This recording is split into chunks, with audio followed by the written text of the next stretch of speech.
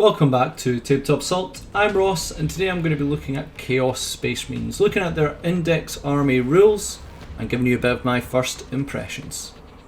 Starting with Chaos Space Marine Army rules, these are the rules that will happen really if you play any of the sort of generic Chaos Space Marine forces. So if they bring out different detachments, maybe one for Iron Warriors as people have been looking to get, never know, this would be their rules on top of their detachment rules. So what have they got? They have Dark Pact. So we've seen this already before. It's each time a unit selects to shoot or fight, it can make a Dark Pact and gain either lethal hits or sustained hits 1. Each time you make a Dark Pact, roll a leadership test, and if it's failed, suffer D3 mortal wounds. Both are great bonuses. I personally would more go down the rate of wanting lethal hits. Main reason for that is that you are looking to maybe get volume of attacks, and then if you're having difficulty wounding, they can get through more with their 6s to hit, which is quite handy there. It is a measure of whether it's going to be risk versus reward. I think for about every 3rd or 4th activation of Dark Pact, you are looking at around 2 mortal wounds, assuming that leaderships are roughly about 6 and you need to roll a 5 or less. So you just need to decide, is that worth going off for that unit?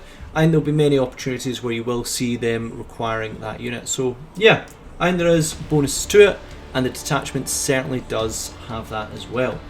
And then we're also explaining the Lost and the Damned, which means you can include the following replacement units, replacing their keywords with Heretic Astartes, Khorne Berserkers, Rubrics, and Plague Marines. And then depending on the battle size, tells you how many of those units you can bring. Incursion 250 points, Strike Force 500, Onslaught 750.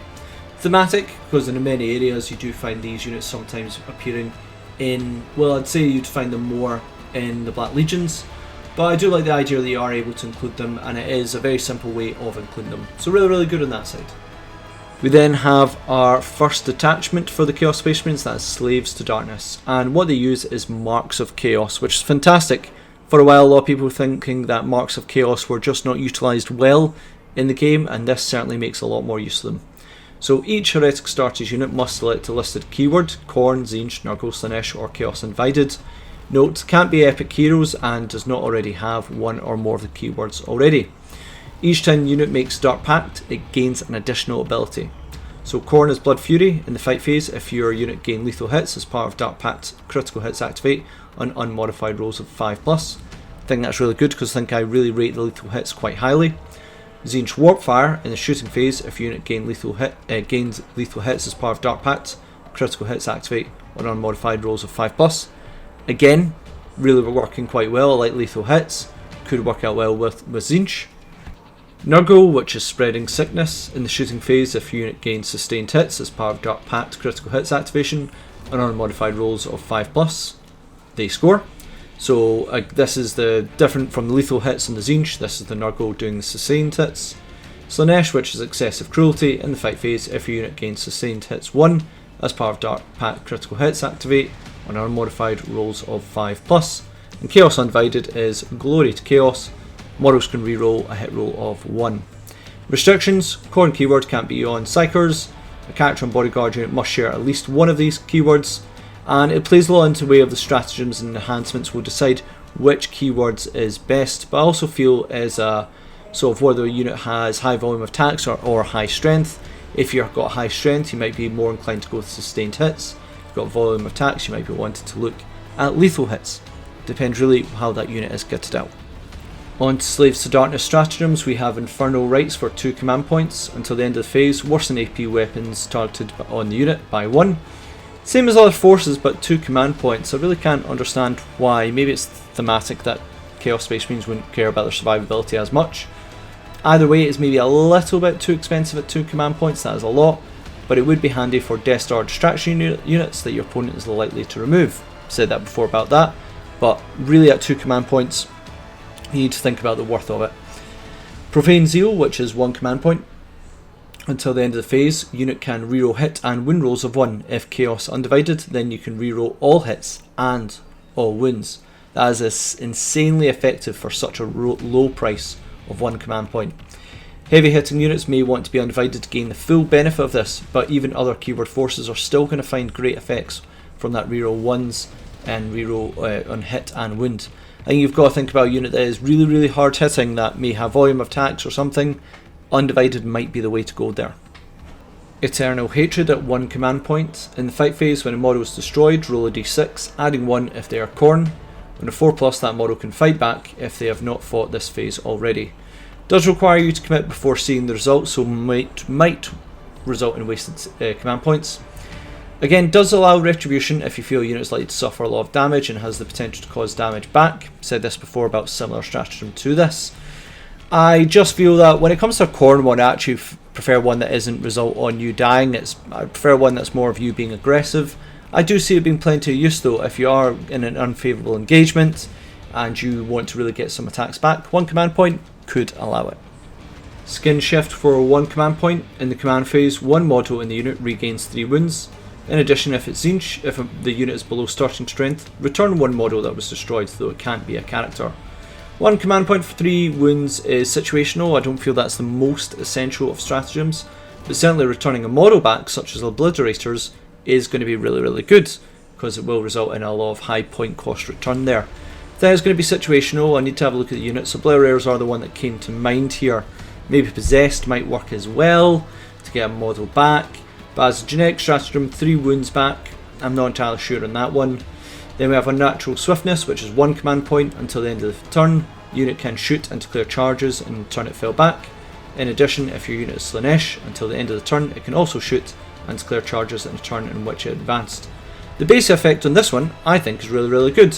It just allows a unit that is ranged to, if they were tagged and they're in an unfavourable engagement, get out and then shoot back, or be able to just choose your engagement if you're a combat unit.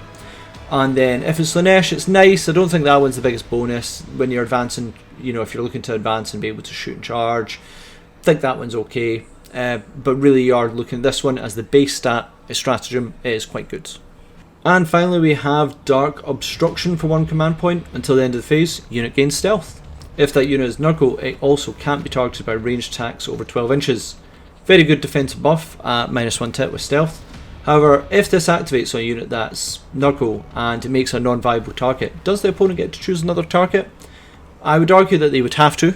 They don't get to lose the attacks now it's a non-viable target, but I would just like a bit more clarity on that one. It might be somewhere that's mentioned before where the situation might have occurred, I've just not seen it.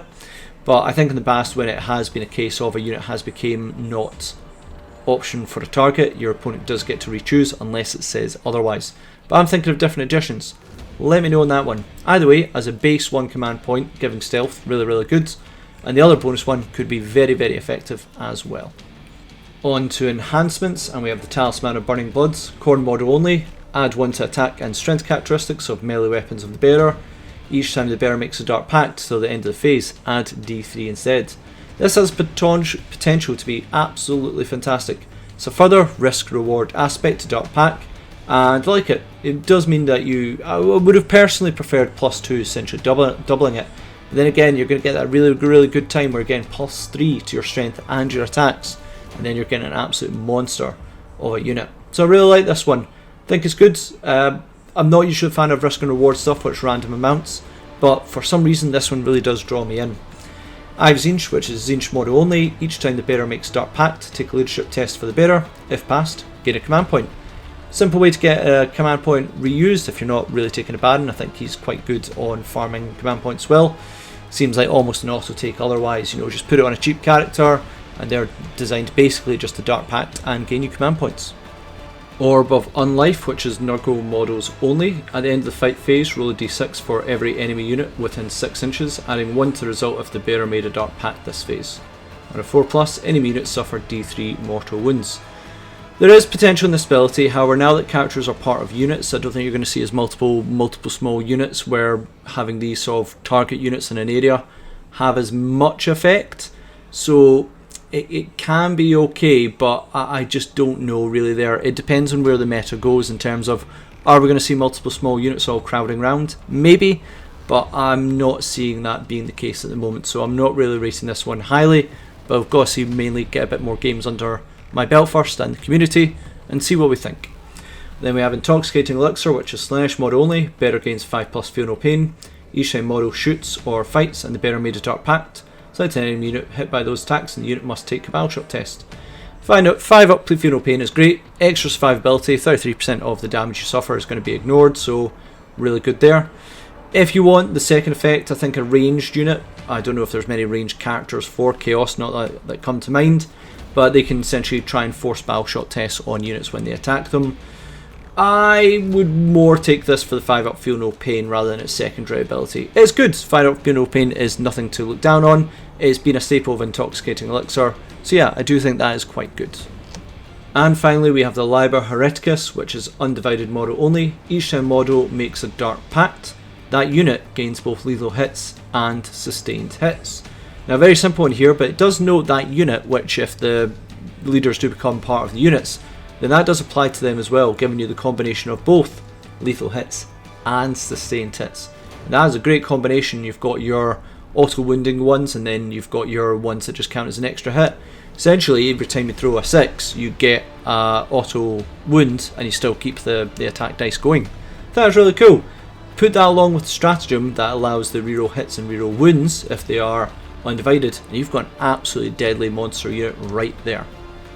And that is it for my Chaos Space Marines Index Army Rules First Impressions. So what was my overall thoughts here? I think it's quite good. There's a number of things here. So you do have the Dark Pacts. I think they're an interesting mechanic. I personally would like the reward to be a little bit higher. Maybe that you're able to choose one of these abilities without pledging a Dark Pact, but if you made a Dark Pact it got enhanced in some way. Just I feel if you are going to suffer mortal wounds in some way, it should be a slightly higher reward. That's just me. And in terms of making marks relevant, again, I think people are going to be very, very pleased about it. After all, this is detachment that rewards marks, so it's playing in that playstyle. Other detachments are going to come. People have been asking for marks to be relevant again. This certainly does it. I can see a few combinations here that are going to do well. I actually like Undivided quite a lot. I think Zinj can be a good possibility. It does have a really good enhancement there. And there's a few key stratagems as well that are overall quite good. As a beginning point, I think that's quite strong. I think it plays into a very different playstyle where there is a bit of, I don't quite like having restrictions, but all of these are all the stratagems are playable. They're just rewarded more for choosing your mark. And then you've also got the enhancements, which are keyed towards certain marks. So I would have preferred maybe 1 or 2 extra, undivided maybe or something.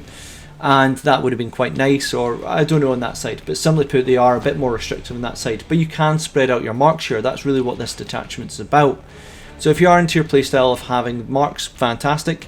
Otherwise, we might see some more interesting stuff with Chaos Space Marines in the future.